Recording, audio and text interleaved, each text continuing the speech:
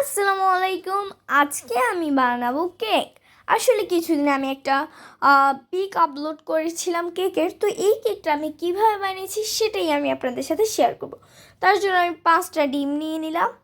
তো এখন আমি 2 চামচ পরিমাণ মতো ময়দা নিয়ে নিলাম। তো এখন ময়দার মধ্যে আমি 1 চামচ বেকিং পাউডার আর 1 চামচ বেকিং সোডা দিয়ে দিব।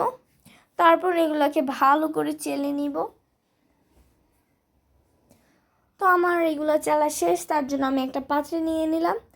তো এখন আমি একটা ব্লেন্ড মেশিন নিয়ে নিলাম। এই ব্লেন্ড মেশিনের মধ্যে আমি 5টা ডিম ভেঙে দিব।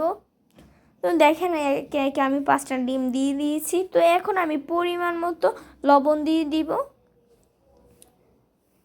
তারপর 5 চামচ চিনি দিয়ে দিব।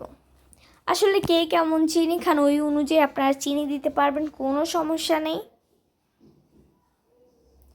তো একে একে আমি 5 চামচ চিনি দিয়ে দিয়েছি।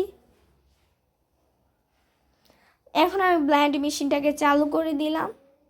দেখেন এটা হয়ে যাচ্ছে। একটু খেয়াল করবেন এটা কেমন কালার হচ্ছে। তো আমার কালারটা চলে আসছে। তো আমি এটা এখন অফ করে দিয়ে 2 চামচ সয়াবিন তেল দিয়ে দিব। তো সয়াবিন তেল দেওয়া শেষ হয়ে গেলে আমি ভ্যানিলা এসেন্স দিয়ে দিব। আসলে কেক বানাতে গেলে ভ্যানিলা এসেন্স দিতেই হয়, তার জন্য আমি ভ্যানিলা এসেন্স দিয়ে দিলাম।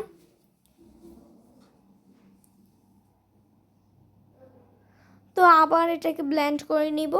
তো ব্লেন্ড করা শেষ হয়ে গেলে আমি একটা পাত্রে এটা ঢেলে নিব। দেখেন এটা কতটা সফট হয়েছে, ঠিক এমনটাই হবে। তো এখন আমি চেলে নেওয়া শুকনো মিশ্রণগুলো এটার মধ্যে দিয়ে দিব। অল্প অল্প করে দিতে হবে, একটু নেড়ে আবার অল্প একটু দিতে হবে। তো অল্প অল্প করে দিতে দিতে আমার হয়ে যাচ্ছে সবগুলো দেওয়া।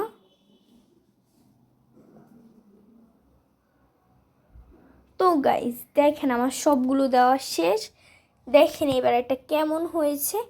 তো এখন আমি একটা পাত্রের মধ্যে গোল করে কাগজ কেটে তেল লাগিয়ে দিয়ে দিলাম। তার উপর একটু আটার গুঁড়ো দিয়ে দিলাম। দেখেন এটা কেমন হয়েছে, এটা কিন্তু পড়বে না। তো এখন আমি ব্যাটারটা এটার মধ্যে ঢেলে দিব।